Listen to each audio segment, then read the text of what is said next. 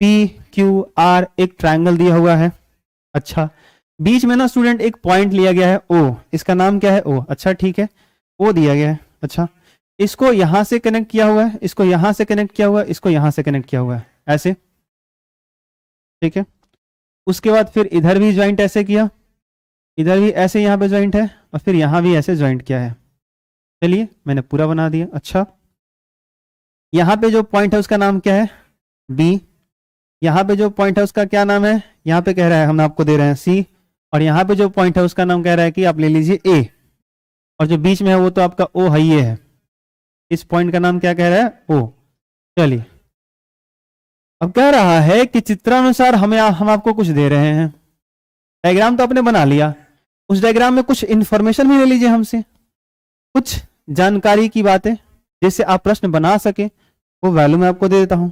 कह रहा है कि ओपी चित्रानुसार क्रमशः ओपी, ओक्यू और ओ आर पर स्थित बिंदु ए बी सी इस प्रकार हैं कि ए बी समानांतर है पी क्यू के। अच्छा, ए बी समांतर है पी क्यू के। अच्छा, ए बी कहाँ है देखो तो, ए यहाँ है बी यहाँ है, तो ए बी ये हुआ, पी क्यू कहाँ हुआ पी क्यू।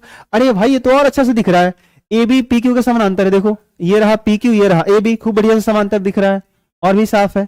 अच्छा, दूसरा एक और दे रहा है क्या, ए सी समानांतर है पी आर के। ए सी कहाँ है, ये वाला ए सी है और ये वाला पी आर है, तो ए सी पी आर के समानांतर, ये तो और साफ साफ दिख रहा है।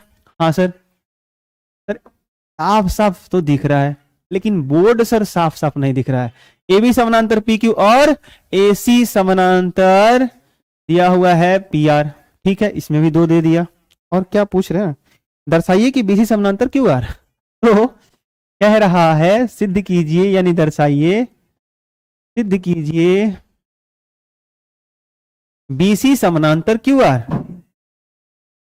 फिर देखिए, समानांतर देकर के समानांतर ही हमसे पूछा जा रहा है। ढूंढते हैं कि ए बी समानांतर पी क्यू कौन से ट्रायंगल में आएगा। देखो तो ऐसे इसको बाहर कर सकते हो क्या, ये देखो ओ यहां पे है, मैं बाहर आपको कर देता हूं ताकि आपको समझ में आ जाए। देखिएगा देखिएगा, देखो तो ओ पी क्यू कौन सा, ध्यान से देखिएगा, ओ पी क्यू ये ट्रायंगल कौन सा है। अगर ओ पी क्यू ट्रायंगल, अब यही ट्रायंगल ना आपको अंदर देखने हैं, दिख रहा है आपको, देखो देखो ओ पी क्यू ये जो ट्रायंगल है, इस ओ पी क्यू में ये जो ए बी है वो पी क्यू के पैरेलल है, जो ए बी है ना वो पी क्यू के पैरेलल है। और हमें पता है कि त्रिभुज में एक भुजा के समानांतर कोई रेखा है तो बाकी 2 भुजाएं समान अनुपात में बढ़ती हैं। आई बात समझ, तो इस बात का ध्यान रखोगे आप।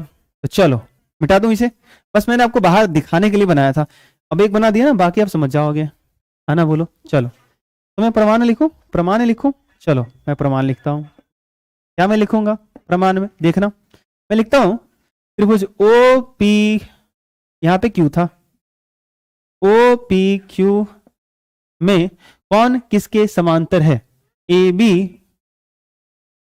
समांतर दिया गया है पी क्यू है। इसलिए वही बात है, वही कहानी है, हेल्स प्रमेय से आप लिख सकते हो ओ ए, अब बताना लिख सकते हो कि नहीं लिख सकते हो, ओ ए बटा ए पी, ओ ए बटा ए पी बराबर ओ बी बटा बी क्यू। ये रहा समीकरण 1। जब भी ऐसा आ जाए समीकरण 1 मान लो और थोड़ी देर के लिए आराम चाय पानी नाश्ता पे निकल जाओ। अरे नहीं भाई, गजब हाल है, अभी कहानी बाकी है। चलो पुनः एक और दिया हुआ है ना, एसी समानांतर पी आर, एसी और पी आर ये पैरेलल है ना, तो एसी और पी आर कौन से, देखो देखो ओ पी आर, एक ट्रायंगल और दिखेगा आपको ये वाला, देखो ओ पी आर में एसी समानांतर पी आर। तो लिखो पुनः त्रिभुज ओ पी आर में दिया गया है एसी जो है वो समानांतर है किसके, पी आर के। अगर समानांतर दिया गया है तो फिर से थेल्स प्रमेय लगा सकते हो, इसलिए थेल्स प्रमेय से, इसलिए थेल्स प्रमेय से भैया, इसलिए थेल्स प्रमेय से आप क्या कर सकते हो, ये लिख सकते हो क्या, ओ ए बटा ए पी, ध्यान से ओ ए बटा ए पी बराबर ओ सी बटा ओ सी आर। फिर सी आर आ गया रात को सर, नहीं नहीं सी आर आया, सी आर नहीं आया, सी आर आया। क्या आया बोलो? जहां मैं लिख रहा हूं दिखाई दे रहा है? हाँ दिखाई दे रहा है, मुझे दिखाई दे रहा है तो आपको भी दिखाई दे रहा होगा। चलिए ओ ए बटा ए बी बराबर ओ सी बटा सी आर आ गया। ठीक, ये समीकरण 2। अब समीकरण 1 और 2 को फिर से जरा ध्यान से देखो, तो ध्यान से देख ही रहे ना।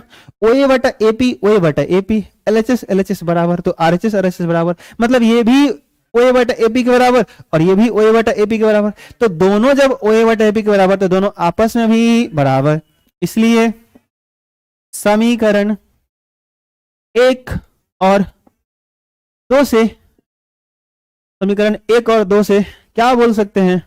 ओ बी बटा बी क्यू बराबर ओसी बटा सी आर, ओसी बटा सी आर आ गया। अब ध्यान से देखो, एक लाइन बस लिखना है, इतना हो गया, आया समझ? समीकरण 1 और 2 से दोनों आपस में बराबर हो गए। अब इसको जरा डायग्राम में देखो ना, चित्र में देखो ना, क्या आया? ओ बी बटा बी क्यू, ओ बी बटा बी क्यू, ओ बी यहां है, बी क्यू ये है, तो ओ बी बटा बी क्यू बराबर आ गया ओ सी बटा सी आर। ये कहां नहीं चल रहा है? ओ क्यू आर में तो चल रहा है ना, ध्यान से देखो, ये तो इस ट्रायंगल में है, ओ क्यू आर की बात चल रही है, ओ बी बटा बी क्यू ओ सी बटा सी आर, ये तो वही आ गया ना।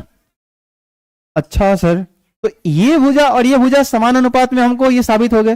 तो अगर त्रिभुज के दो भुजा समान अनुपात में आपको बटे हुए दिखाई दे रहे हैं, इसका मतलब ये वाला लाइन इसके पैरेलल है, यानी बीसी पैरेलल क्यू आर आ गया। फिर से थेल्स प्रमेय का विलोम। तो मिटाओ, मैं ऊपर जरा, ऊपर जो क्वेश्चन दिया गया था मैं इसे मिटाता हूं, आप नोट कर लेना आराम से, कोई दिक्कत नहीं होनी चाहिए। तो लिखोगे एक लाइन बस ऐसा कि त्रिभुज ओ क्यू आर में ये लिख देना ओ बी बटा बी क्यू बराबर ओ सी बटा सी आर। अभी तो सिद्ध किया ना हमने ये, तो इसलिए थेल्स प्रमेय के विलोम से, थेल्स प्रमेय से नहीं, थेल्स प्रमेय के विलोम से